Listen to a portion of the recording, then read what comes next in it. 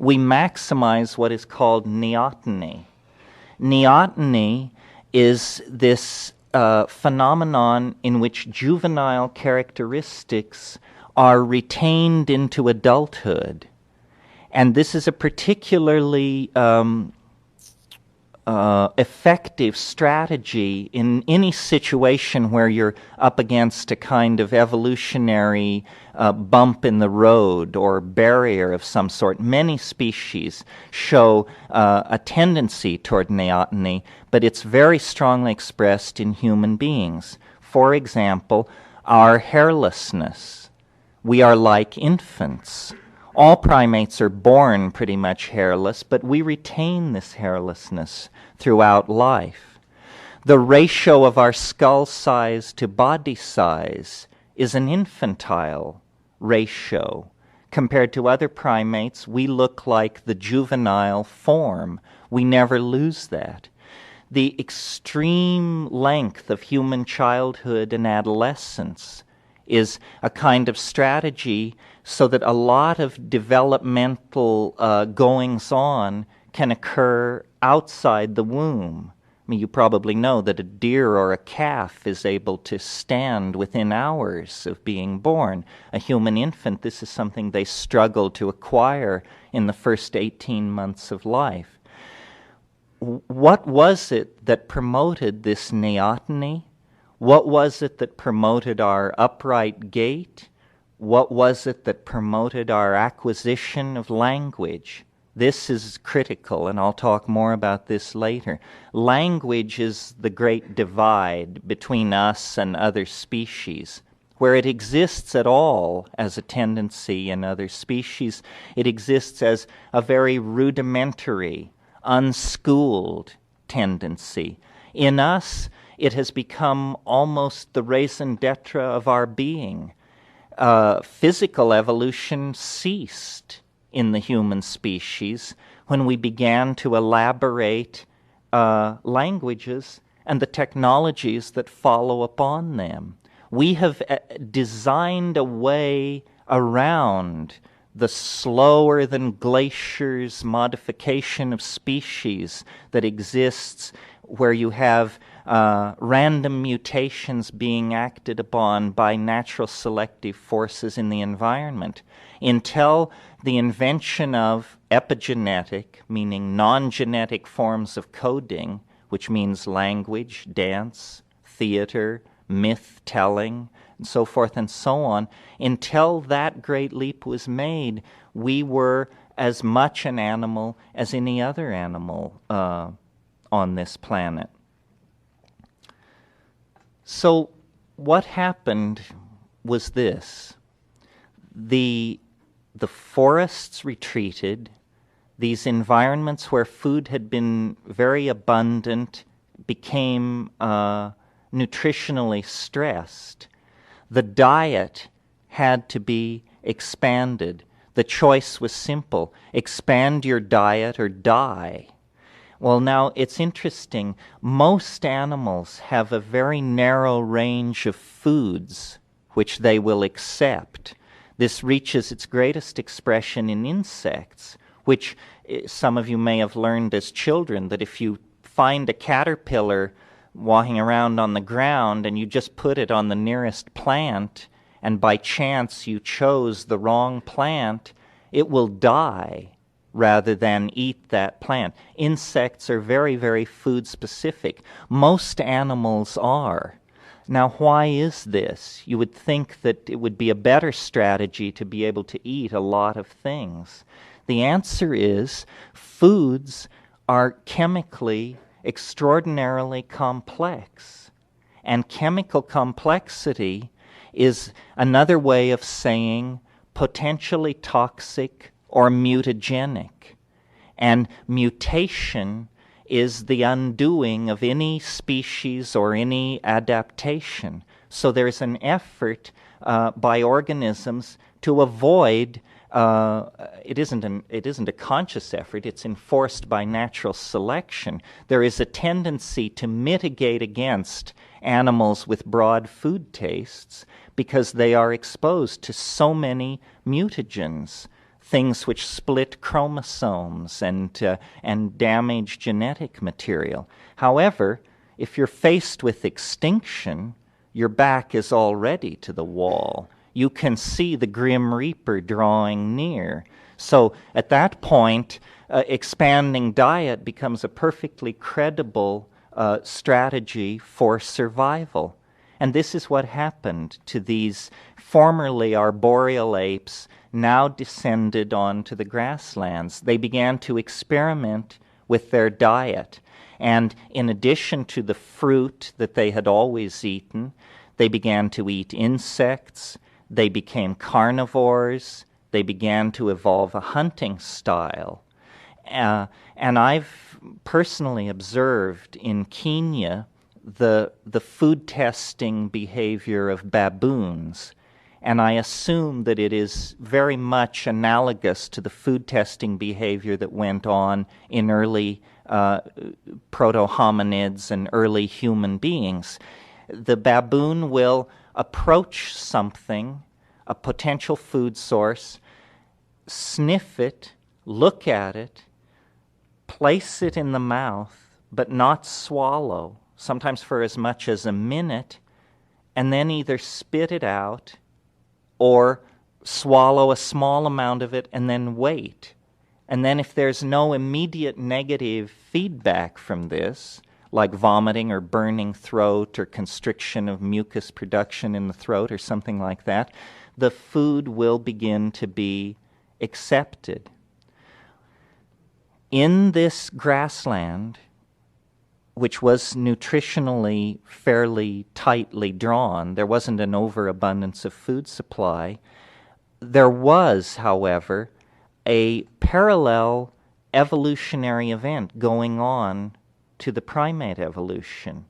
And that was the evolution of various forms of large ungulate mammals, primitive cattle, gazelle-type animals, wildebeests, horned animals, hooved animals of all sorts. And many of these animals had a style of existence in which they congregated in herds. Well, these herds of animals clearly represented the major concrescence or deposit of available protein in this environment. I mean, if you could kill a 200 or 300 pound Bos primitivogensis or something like that, there was more nutrition represented in that than in several hundred acres of the gathering of corms or the raiding of anthills or something like that. So the pressure was intense to become carnivores, to focus on these ungulate mammals, and quite naturally what evolved was a kind of nomadic pastoralism based on following along behind these large herds of animals. The other thing that was happening was there were very large and efficient carnivores on the scene, the equivalent of today's lions and the saber-toothed tiger and the hunting cats of the panther type. And many evolutionary biologists believe that the suppression of our sense of smell has to do with our actually passing through a phase where we predated on carrion.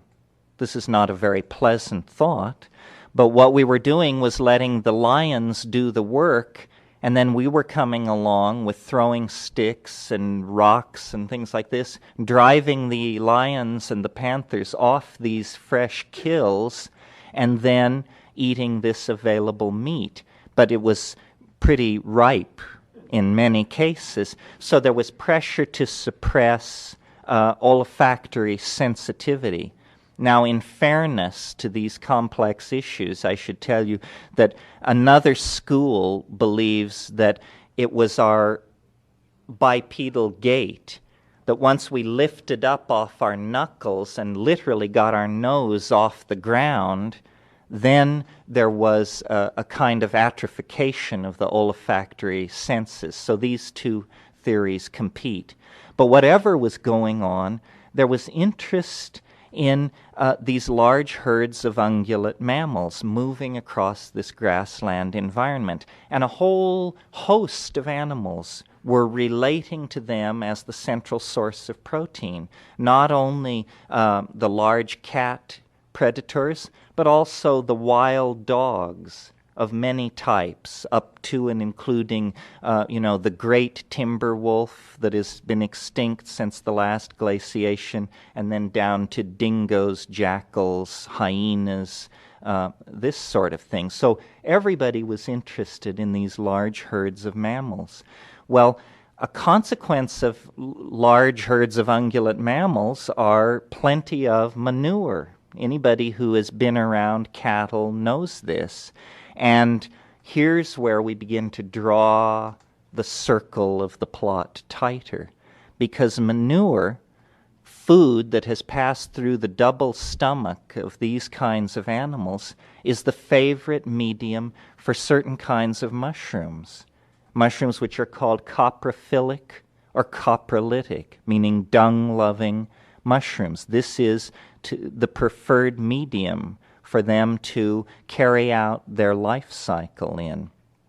And again, based on my observations of baboons in Kenya, I've seen them approach cow pies, is the gentle term for these deposits of fecal material, approach a cow pie and flip it over.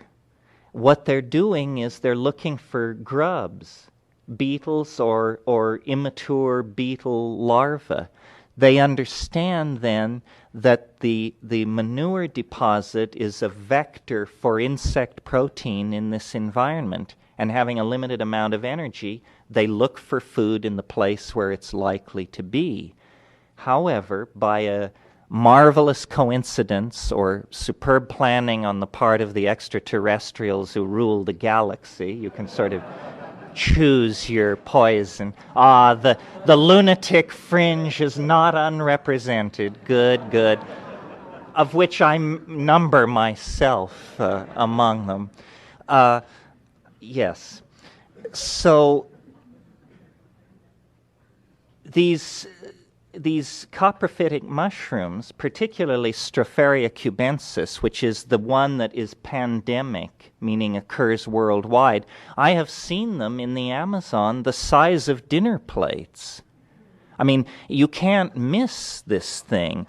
It is the most astonishing object in the grassland environment. And after a period of rains, to walk out into a grassland environment and see these things by the dozens and then by the hundreds, and always vectored in on the same cow pies that are of interest to these foraging baboons, you see then that by design or destiny, the mushroom was placed directly in the path of the foraging proto-hominids. Well, and would certainly have been tested for its food value in the same way that I described baboons testing other plants. Well, aside from the fact that Stropharia cubensis contains psilocybin, it is delicious. It is delicious in the fresh form. Well, delicious is just a monkey's way of saying that it's good food. If you find something delicious, you will overrule almost all other signals coming off of it to chow down on it. So the mushroom is delicious.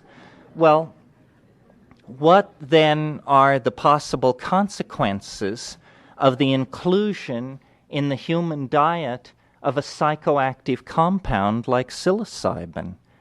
Well, it has three consequences, and I believe that this simple three-stage process answers this supposed unanswerable question about the origin of human cognition and human value systems and language.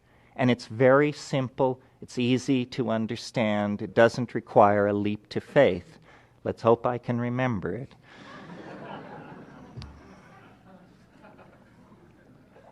The first consequence of allowing psilocybin into the diet of a foraging, hungry proto-hominid of that type is an increase in visual acuity.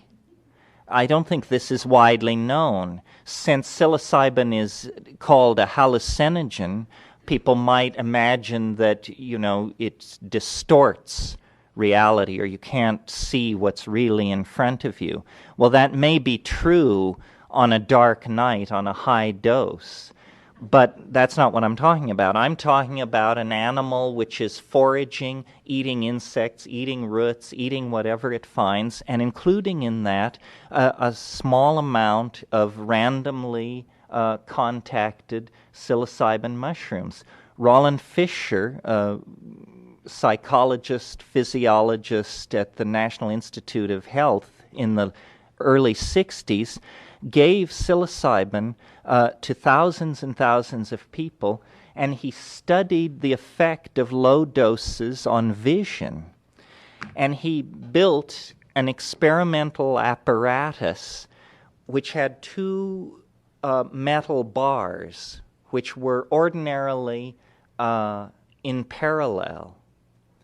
And by turning a crank out of sight of the graduate student or the person being tested, he could deform the relationship of the bars so that they would slowly slip out of their parallelism and into a skewed mode.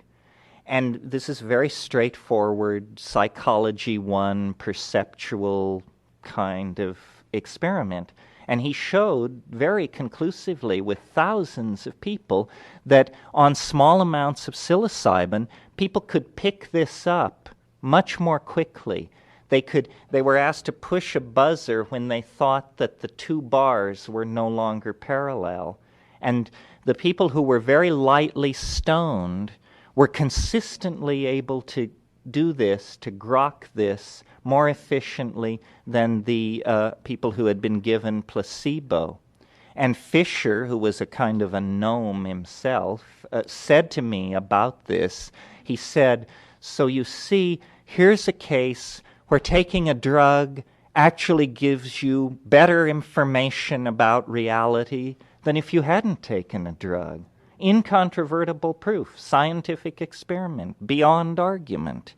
And though it may have no consequence if you're dealing with a group of 25 graduate students in a class on perceptual psychology, visual acuity is the thread by which life and death are hung if you are foraging primates in a nutrition-poor environment. If you can't see the food you're looking for, the gentle hand of natural selection is going to quietly move you toward extinction. So, to give you an idea of the power of that chemical in that situation, think of it as chemical binoculars. It doesn't take, you don't have to be a rocket scientist to see that if you're handed a pair of chemical binoculars in a hunting situation, you're going to be a more effective hunter. So on that first level, a level highly unconscious, a level where these proto-hominids are simply trying to get enough to eat, those that were willing to accept psilocybin into their diet had a slightly enhanced probability of survival through enhanced supply of nutrition than those who didn't.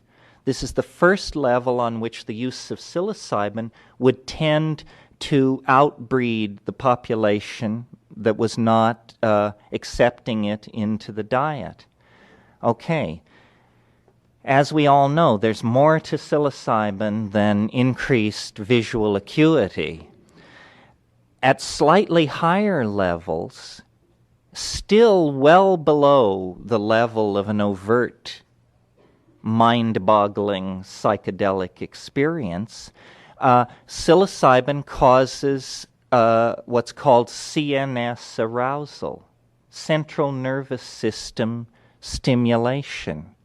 Horniness is another way of putting this, because what CNS arousal is a kind of restlessness, a kind of where's the action mentality, a kind of desire to go out and mix it up a little, and the ability to carry through on that in a fairly convincing style to your partner.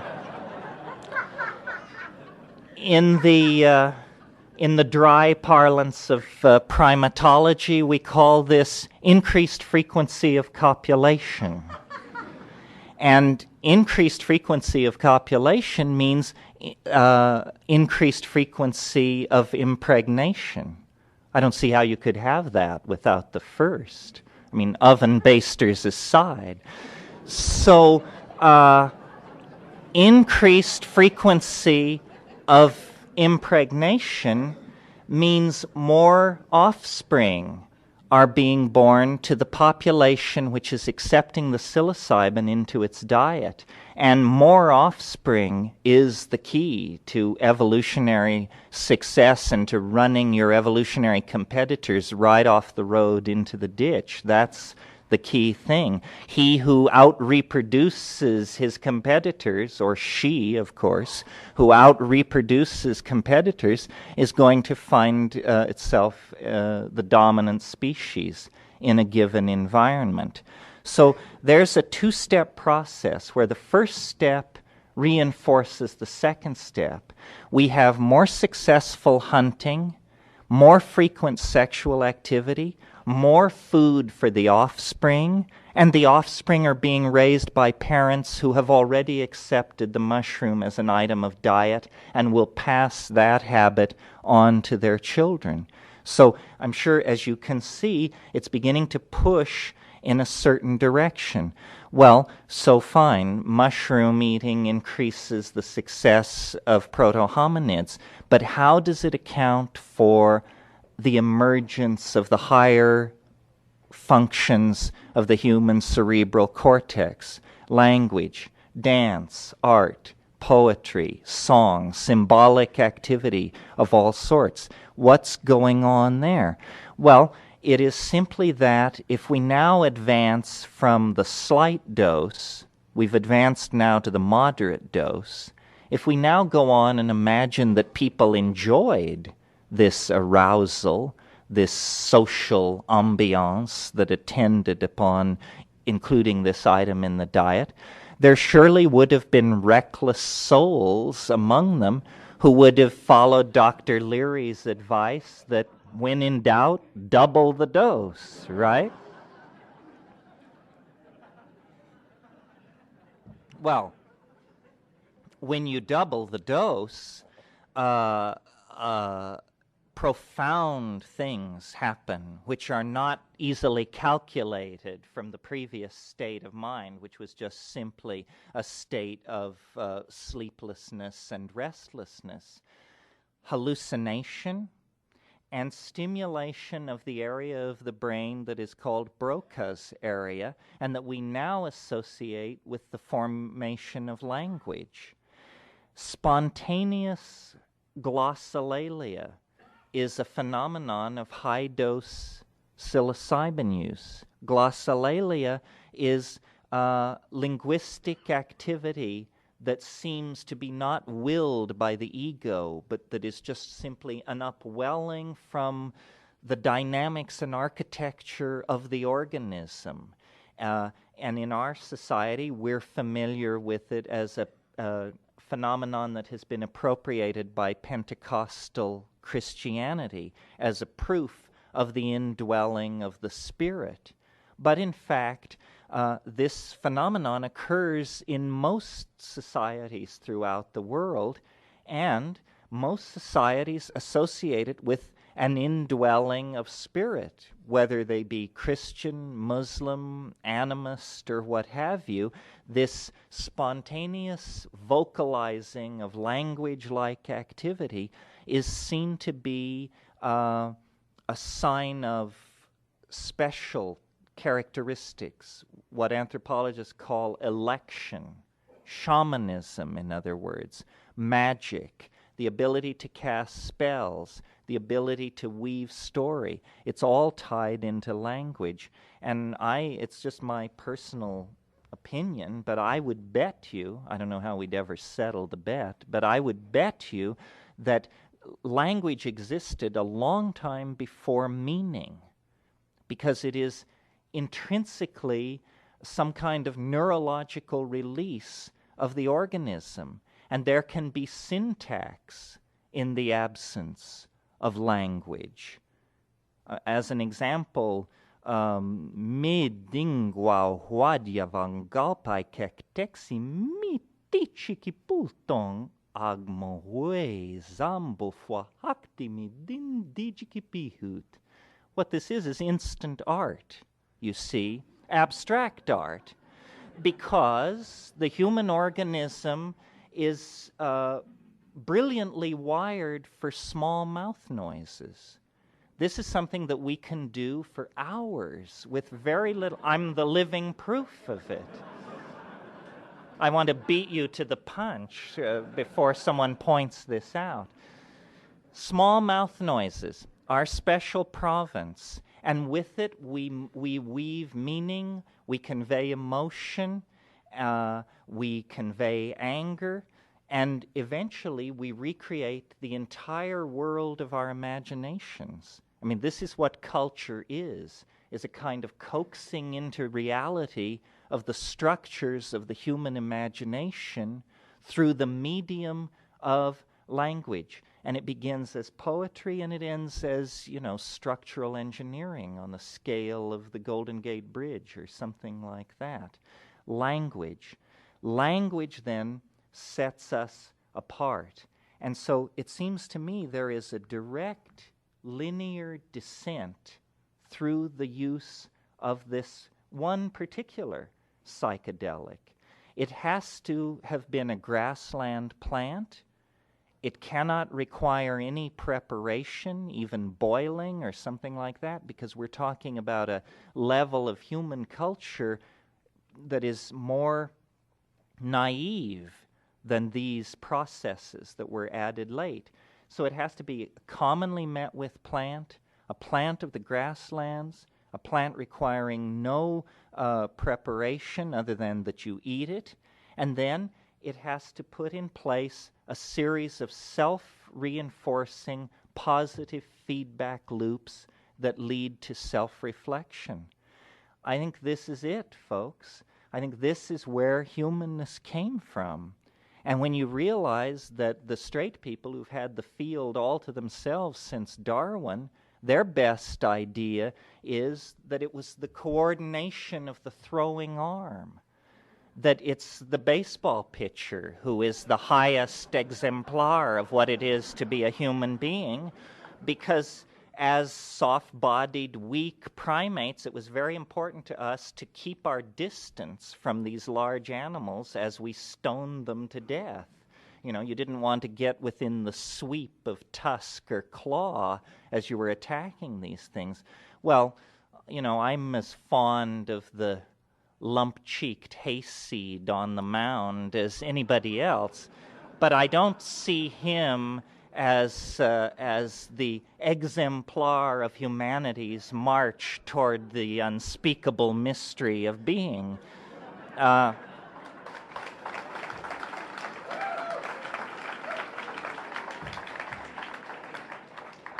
Not when you think about the truly titanic dimensions that are easily accessible to any one of us on psilocybin.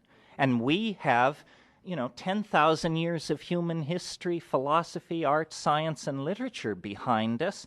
And when we come up against 5 dried grams in silent darkness, it's as awesome, as appalling, as mind-boggling and as impossible to process as it must have been for those folks 25, 35, 55,000 years ago. It is a true mystery. None of our science, none of our language has given us a leg up on understanding that phenomenon. So that was the vector that called us forward. That was the great attractor, that this humble monkey heard the call and set off across the plains of geological time, seeking and finding this tremendous mystery. And I believe that this story has tremendous implications for our own lives because we are highly dysfunctional as a society. Violence, sexism, racism, classism, linear thinking, reductionism, denial of the spirit, all this messes with our heads and our happiness. And I think that it is not necessarily so, but that it was a narrow window that opened for us.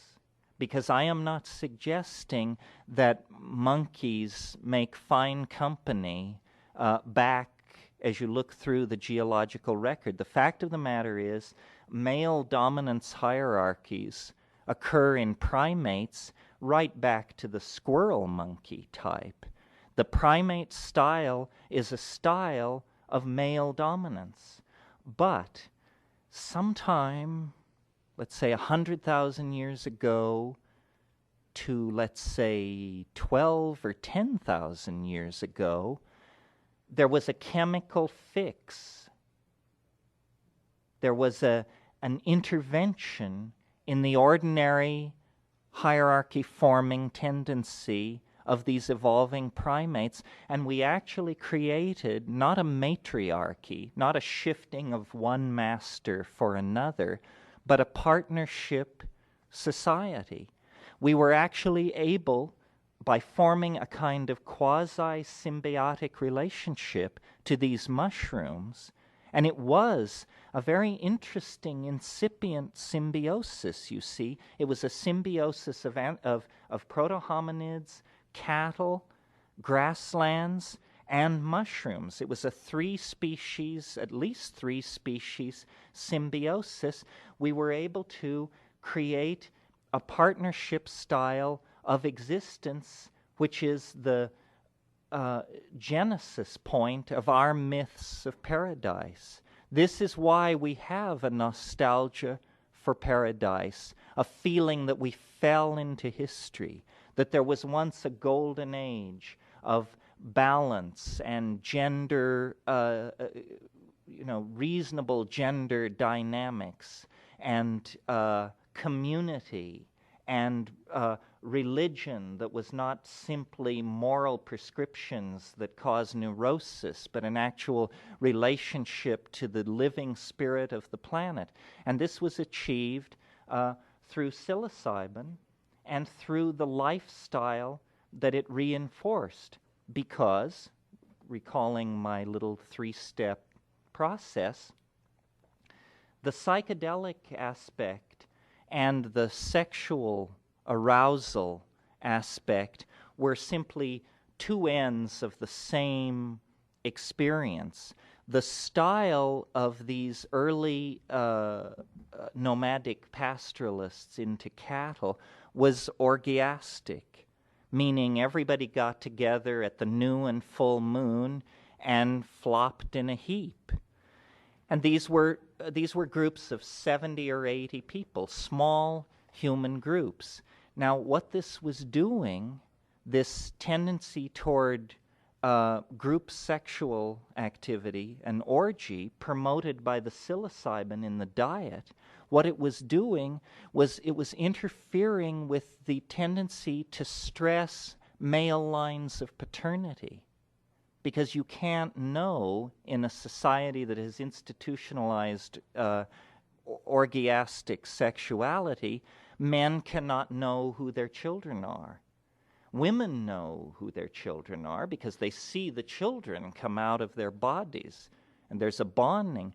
But for men, the children are community property. And this, I think, was the link. And in the absence of psilocybin, you get a recursion back to the previous mode of primate organization, which is a turf-guarding, territorial, egoistic style. And this is the point I really want to make, that psilocybin is a kind of inoculation against the formation of ego. It dissolved the primate ego, and it kept it dissolved until factors, which I'll discuss in a minute, factors limited the availability of the psilocybin, and then this atavistic tendency, the existence of the ego, returned with a tremendous vengeance. So the implication of what I'm saying is that the ego, which grows like a calcareous tumor or an abnormal growth in the dynamics of the psyche, can actually be dissolved by repeated exposure to this boundary-dissolving psychedelic compound. Well, so then if things were so wonderful, why didn't it just last forever? Why did we fall into history? What happened? Bring about the right. Patriarchy, turf consciousness, warfare, city building, and so forth and so on. Well, it's a no-blame story. It's that the very dynamic processes which drove the arboreal apes out of the trees and into this paradisical symbiosis on the grasslands, which lasted 25, 30,000 years, the very forces which created that ambiance, which were climatological forces, the drying of the planet, destroyed that equilibrium paradise because the drying process did not halt. It continued. It accelerated. And as we all know, today the Sahara Desert is one of the most inhospitable climates on Earth. I mean, it's a land of endless sand and fantastic high temperatures and no vegetation whatsoever to speak of. Nevertheless, there are archaeological sites out there which are the best evidence for this theory that I'm putting forward, because in southern Algeria, on the Tassili Plateau, there are rock paintings dated from 12 to 15,000 years old that show shamans with mushrooms sprouting out of their bodies, unambiguous, because they're not simply being held in the hand. In some cases, when a mushroom-like object is held in the hand, and some anthropologists and art historians want to call it a chopper. But what do you do when there are mushrooms sprouting out of the body by the dozens? I mean, it becomes incontrovertible. So the archaeological evidence is there. The primate behavior provides evidence for this. And what happened, I think, is that these orgies, which originally, at the heyday of this partnership society, these group get-togethers were probably at the new and full moon. Well, then, as the drying accelerated, they became merely lunar, every 28 days instead of 14 days, and then ultimately seasonal, or associated with only certain areas. The rainfall became sparser, and there became strategies had to be developed then to spread fewer and fewer mushrooms over a wider and wider area. And I believe that we can even as long as we're loose in the realm of speculation, we might as well go whole hog. I think what probably happened, based on a fairly careful reading of the archaeological record out there, was that honey emerged as a very important part of this story. Because you see, if you don't have refrigeration, you can use honey to preserve delicate foods. And to this day, there are parts of Mexico where mushrooms are mixed into honey, and then they don't decay and can be used for many months. Now, the problem with this is that honey itself has the potential to undergo chemical change and turn itself into a psychoactive substance. But a psychoactive substance with a very different character than psilocybin.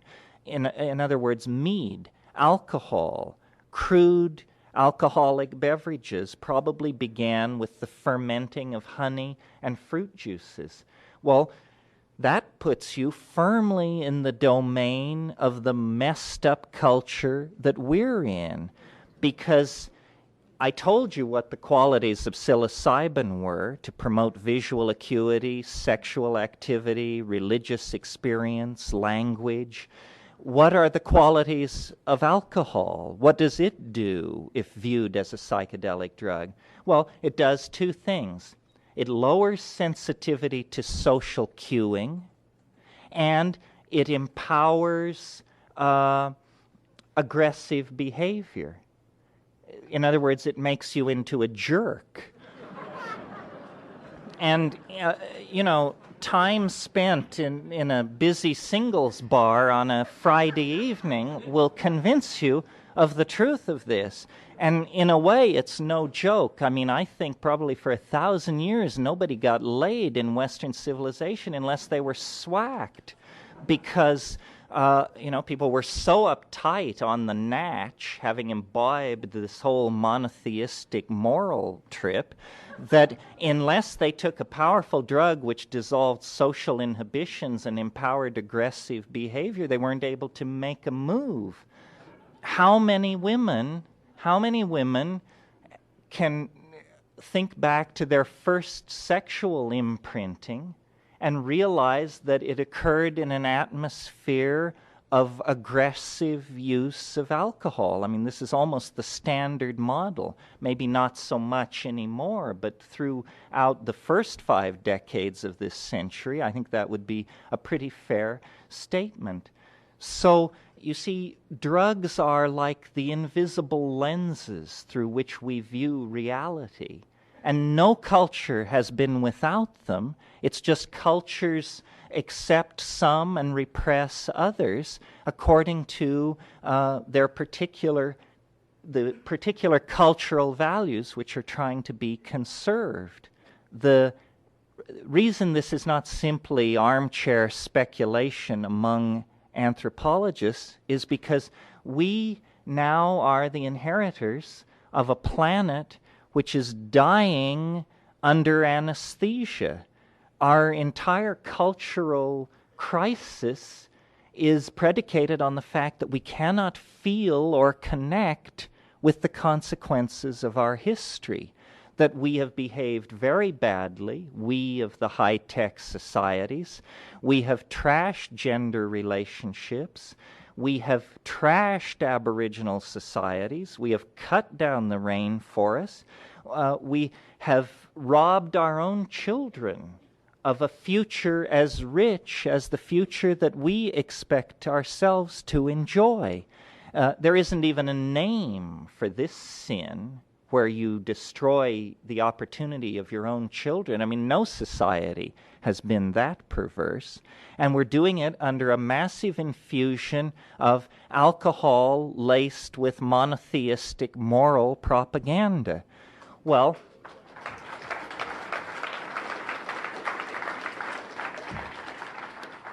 what is the antidote to this? Well, it's what I call the archaic revival. It's something that's been going on throughout most of the 20th century, but with increasing depth and urgency. It's that we must reach back into the past to the last sane moment that we ever knew and figure out what was going on then and get with the program and attempt to recover some amount of cultural equilibrium and balance. And I believe that, using the broad brush of generalization, we could say all our problems can be traced down to ego. Ego lies behind private property. It lies behind the domination of women by men. It lies behind dollar chasing. It lies behind all of the maladaptive behaviors, the arms race, the whole thing. It lies behind all of the maladaptive behaviors that are pushing us toward planetary toxification and species Armageddon. I'm not advocating a return to the religious style that includes orgy. I mean, I wish I could, but we are not, nomadic pastoralists of 70 individuals. We're a global society of 5 billion shot through with epidemic diseases and contagion and so forth and so on. We can't adapt the orgiastic style on a mass scale without severe social consequences. But we can look back at the use of psilocybin and at least construct a social alternative where small groups of people are using this to diminish ego and build community. Build communities of like-minded people and diminish the almighty sense of ego. And psilocybin does this very effectively in two ways. First of all, it dissolves boundaries between people, and another way of saying ego is that I strongly distinguish between you and me, That's what ego tells you, is who you are and how important you are and how you're not her or him or that, you're this. Psilocybin tends to dissolve that language-reinforced misperception.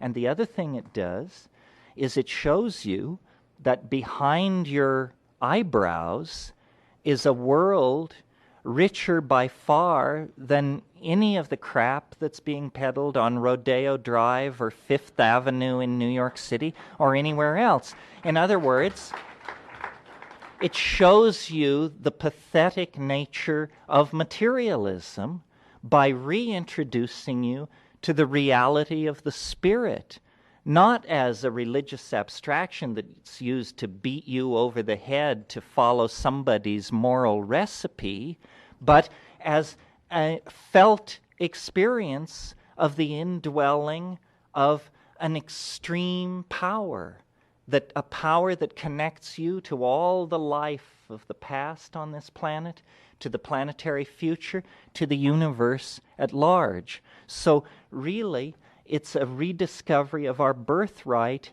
as human beings. History is a bad deal. It's a mass of pottage. It's broken machines and broken dreams because we have projected our value system out into matter, and matter has not responded in a satisfying way, and so we're then dysfunctionally neurotic, always seeking, never finding. The answer is to go within using the classical tools of self-redefinition, transformation, and ego diminishment. We can re-inoculate ourselves against the ills of civilization by simply availing ourselves to the shamanic tools that were available before the fall into history. And the fact that this poses some problem for the currently constituted constabulary is of no concern to anybody who's thinking on a scale of millennia. That's just a kink in the social machinery brought on by stupidity and anxiety. It isn't sufficient reason to turn away from a reasonable program that would carry us toward a group psychology that would then allow us to turn toward the real threats that face us as a species and a planet and do something about it. I put this before you this evening because I think in the absence of this theory, the psychedelic community has no strong argument to lay before society at large as to why these things are so important.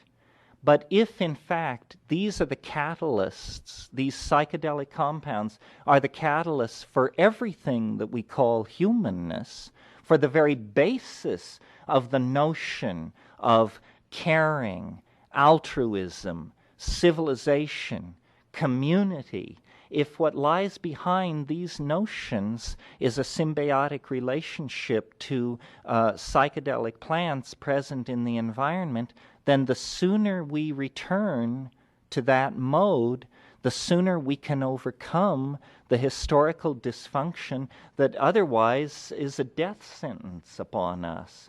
So I don't advocate this because I think it's easy or because it has a high probability of being accepted and implemented. I advocate it because I think it's the only answer, and that it would be gross malfeasance on my part, believing that, to not lay the cards on the table. That's all that I can do, and I hope that if you find this argument convincing, you will find further arguments to buttress it, and we can get this phenomenon out of the closet and into the general theater of debate about the fate of global civilization, so that we can begin to make real positive changes. Because the clock is ticking, folks. This is not a test. I mean, we have to either create some fantastically brilliant forward escape out of the closing, grinding jaws of history, or we will be history. Thank you very much.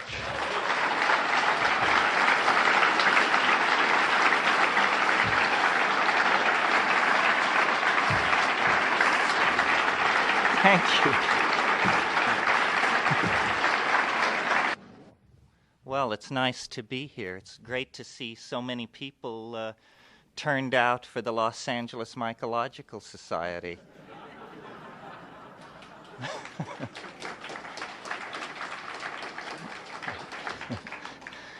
The people who put this thing together worked very hard at it, putting to death once and for all the rumor that mycologists only do it sporadically. So, is that groaning I hear? The organization that I'm associated with, which is Botanical Dimensions, it's a parallel agenda to the LA Mycological Society. What Botanical Dimensions does is collects and preserves plants with a history of shamanic and medicinal usage worldwide. Not only the plants, but the information about them. As I'm sure you're all aware, the rainforests are disappearing at an alarming rate, and with them is disappearing 25 or 30,000 years of very painfully garnered medical information that these Aboriginal peoples have preserved up until the present moment. But unfortunately for these peoples, the present moment contains social challenges like nothing they've ever dealt with before, and the shamanic gnosis is not being handed on. Young men and women who would ordinarily have become shamans are learning outboard motor repair and how to wait tables in tourist traps and this sort of thing. And this medical information, which is the basis of most of the drugs sold as prescription drugs and over-the-counter drugs today, much of that information will be lost. So My partner Kat and I run a botanical garden in Hawaii, and we're a nonprofit organization able to accept your donations if you are so inclined. Well, this is a talk that I've wanted to give for a long time, and some of you may wonder why I say that, because you may have heard it before. But you have never heard it under the auspices of a prestigious scientific organization such as has chosen to sponsor me tonight. And that was my fantasy, to take this idea, notion, theory, and actually launch it in a venue of great respectability and scientific veracity. And certainly the Los Angeles Mycological Society provides that. It's obvious that I can only touch a tiny number of these questions, and many of them seem very good, if not prolix. I see a short one here. How many people here are under 25? All right. That's great. That's great. Oh, here's a cheerful question, a troublemaker in the group. If the mushroom played a large part in the development of the mystical side of man, do you think it also played a pivotal role in the emergence of human sacrifice? Well, human sacrifice on a mass scale is something more typical of the Mesoamerican civilizations, which certainly used mushrooms, the Maya and then later the Aztecs. But this was a much later stage of cultural development with mathematics and written language in place and so forth and so on. And I'm not saying that it didn't. I'm just saying a fair answer would be we don't really understand the genesis of human sacrifice in the New World civilizations, but it didn't appear to play a major role in the evolution of the early civilizations that I've been talking about. I don't see why it should have. There doesn't seem to me an obvious, strong connection.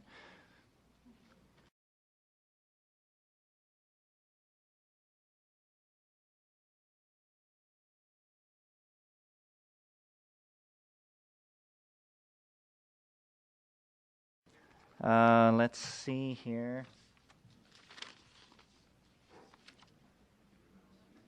Here's a question. I don't claim to have more than a feeble understanding of man's ultimate destiny. I'm unclear on what your message is. You seem to advocate leaving Earth for destinations unknown. Isn't this agenda too premature to promulgate, as we need very much to focus our human potential on the global environmental, interpersonal, interspecies crisis, rather than focusing on scenarios which imply the disposability of the planet? Good question. It seems to me the kindest thing we could do at this moment is sever our connection to the planet for the planet's sake. I'm less sure what good it would do for us. It's certainly true that the planet is the cradle of humanity. The question is, do you remain in the cradle forever? And I've had a hard time figuring out a scenario that would keep us on this planet and retain any kind of society that anyone would want to live in, simply because of the acceleration of our population. I'm loath to get into this subject so late in the evening, but in the interests of fairness and honesty, I put this question to the mushroom: how can we save the planet? And without hesitation, it replied, every woman should bear only one natural child.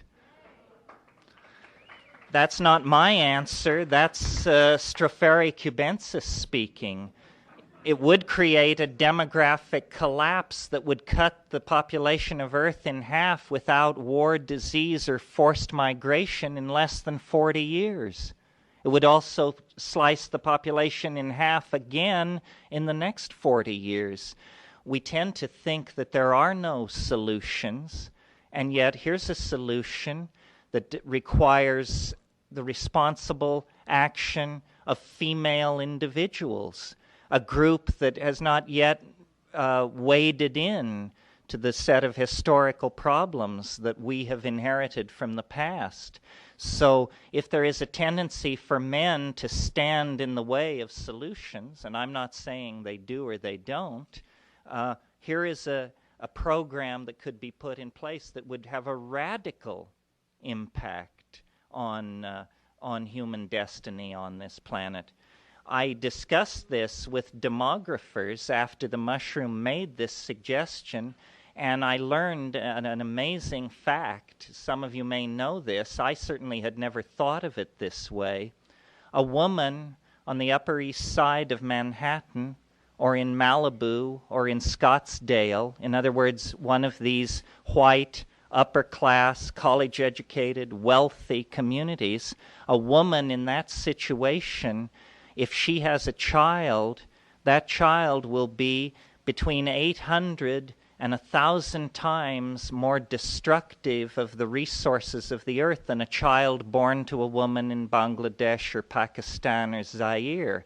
We tend to think of the population problem as a population problem. It's a resource abuse problem, and the main resource abusers are the citizens of the high-tech societies. So if you have a house full of kids and you're buying them all $140 pairs of running shoes, you go on the list of major social criminals. I'm guilty, so I'm not trying to lay a trip on you, but we tend to not think of our problem that way. We think it's all those beastly little brown people on the other side of the world breeding furiously. Well, I've got news for you. We have met the enemy, and it is us. You know, if we could get the honkies to slow down their consumption of resources, we wouldn't have the gun to our head in quite the same way, but I digress.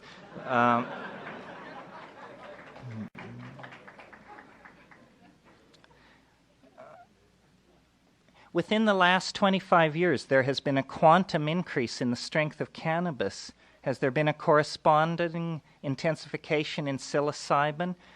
Is today's insight into the present future more powerful? Probably not, because fungal genetics is notoriously tricky stuff.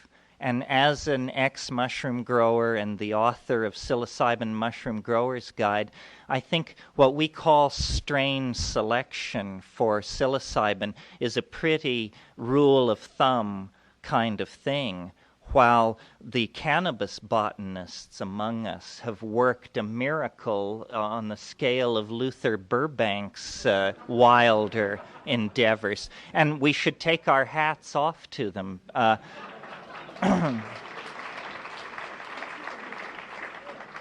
The same arguments that I made here tonight for psilocybin, in a slightly modified form and at a slightly later stage of cultural history, I think cannabis was the major pharmacological habit of human beings retarding patriarchy, male dominance, urbanization, propaganda, so forth and so on. Cannabis is really not given its due. It's been a tremendous bulwark against the values of dominator culture, and I certainly hope it continues to function that way. Is psilocybin conducive to art activity? Does the Pope live in Rome? How do you recommend we use this information in an applied way in our personal lives? Well, And there are other questions which relate to this, like how can you tell if mushrooms have been contaminated by other compounds and so forth and so on. I think that the most enlightened thing a person can do, or one of the most enlightened things, is to cultivate mushrooms. This completely goes around the possibility of criminal syndicalism, adulteration, degradation through aging, contamination by bacterial parasites, and there are all kinds of problems which are overcome by cultivation. Sometimes people say to me, what can you do to get ready for a big psilocybin trip if you've never had any psychedelic experience? Well, I think the best advice is grow the mushroom. Those of you who have done that know that it teaches all the virtues that you will need to have when you get out there in the billows. It teaches cleanliness, punctuality, attention to detail, focus, so forth and so on. The things that will serve you invaluably, not only in the psychedelic experience, but in life. And it's a tremendous, you can really feel the force of a possible symbiosis if you cultivate mushrooms, because it's so efficient. I mean, you take a $13, 25-pound bag of rye, and you can turn it into 400 or 500 hits. The conversion rate is an astonishing 12% dry weight of rye to dry weight of psilocybin. I mean, it's like an industrial process. It's awesome to see this stuff at work. I mean, it is such a workhorse for humanity. I used to say that it was alchemy, and the formula was rye to mold and mold to gold. So it's a very short step, and it teaches you all these values that you may have overlooked in your own toilet training. What do you say when your 4-year-old asks if you do drugs? Well, what you say is that you do some drugs and then explain which ones. I mean, I have 2 children. I've been through this. I think it's really weird, people who say, oh, we can't get stoned till the kids go to bed. I mean, what kind of malarkey is this? In the first place, the kids know, so then you're exposed as some kind of half-wit and as totally dishonest, totally not at peace with your own habits. I had habits which shall remain unnamed, which I abandoned because I wasn't comfortable explaining them to my children. So I just dropped those things out of my life. Mushrooms and cannabis were certainly not numbered among them. So, I mean, you have to be honest with your children.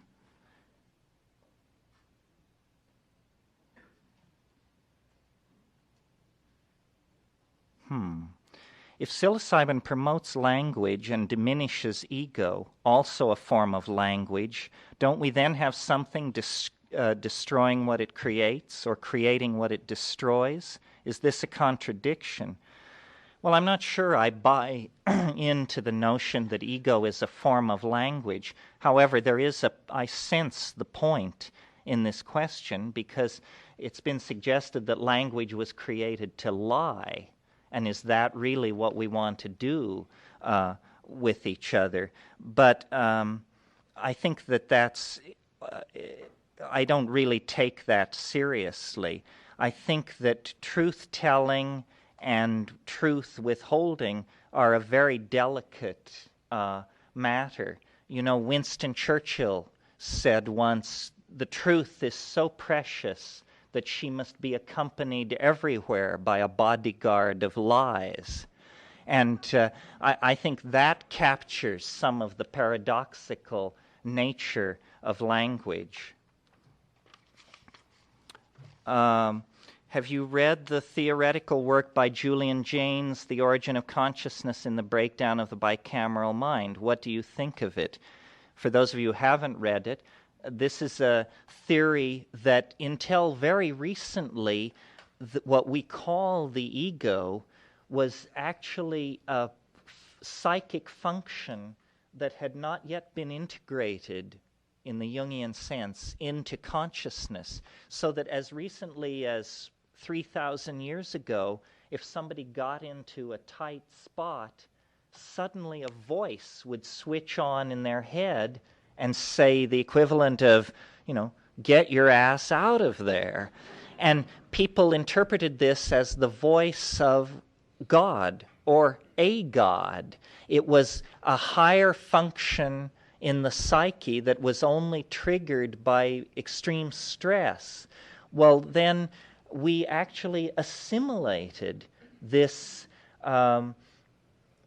psychic function that had been evolved to respond to extreme danger, and we, as it were, layered it in to the lower levels of the personality, and so what had been God became ego.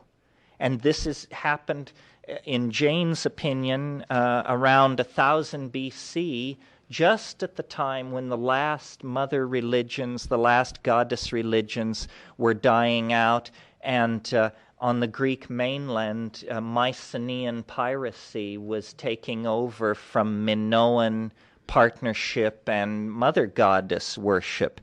So, yes, this may definitely be part of it. What makes Jaynes' book so frustrating is here is a book, I think it has over 630 pages in it. It's a book on the cultural impact of hallucinations, and there is one reference to psychedelic drugs. It's a reference to mescaline in a footnote. So Jaynes, either through lack of information or intellectual queasiness, didn't make use of the massive body of information associated with hallucinogenic shamanism that he might have made use of to make his case. It's incredible how pharmaphobic academic speculation has been. People just don't want to get near it. And yet, obviously, drugs of all sorts have shaped every aspect of our lives. I'm doing a book for Bantam that will be out next spring sometime, and one of the things about the cultural impact of drugs, psychedelic and non-psychedelic, and one of the things I learned that had never occurred to me was slavery died with the fall of the Roman Empire. It absolutely died. During the medieval period, if you owned slaves, you owned one slave. It was like owning a Duesenberg or something. It was the absolute proof that you were a person of immense wealth, and then this slave would serve your food or something like that. But the use of slave labor in agriculture was something that was brought back in the 14th century by the Christian gentlemen of Europe, specifically for the production of sugar. No other reason. The stuff which came later, the tobacco and the cotton and all that, that was simply because there was an oversupply of slaves, and so there was a need to soak up all this slave labor. Why sugar? Because it was an addicting drug. Nobody needs white sugar. You can go from birth to the grave and never get near it and never miss it. But sugar is made in open vats in the primitive, the way it was done 500 years ago, at a temperature of about 135 degrees. No free person will work sugar. You have to chain people to the machinery. You literally have to chain them to the machinery, and then they die in short order from heat prostration. In 1800, every ounce of sugar entering England was produced by slave labor, and Western civilization barely had a thing to say about it. And we don't even think of sugar as a drug unless we're very highly sensitized to these issues. But, if you have small children, you just might as well lay out railers of blow if you're going to turn them loose with those Pepperidge Farm chocolate chip cookies. I mean, my God. So I just offer that as an example of our naivete about drugs and our naivete about our own cultural history. I mean, people say, well, slavery, they got rid of it with Lincoln, but it had been going on for thousands of years. No, not at all. It had been dead for 1,000 years, and then it was brought back by the drug trade. And how many steps backward in the process of trying to define and honor the human spirit have occurred because of drugs like sugar, opium, tea, coffee. Look at the caffeine drugs. They're the only drugs on earth that modern industrialists recognize, to the point that they write them into contracts with workers. The coffee break. This isn't because they love workers. It's because it makes workers work. And caffeine and the demands of linear industrialism made a marriage in hell, which exists right up to this day with untold consequences in the form of stomach cancer, anxiety, aggressive behavior, you name it. Well, we're over the time. We have piles of questions. I love you all. Stay happy. Take it easy, but take it.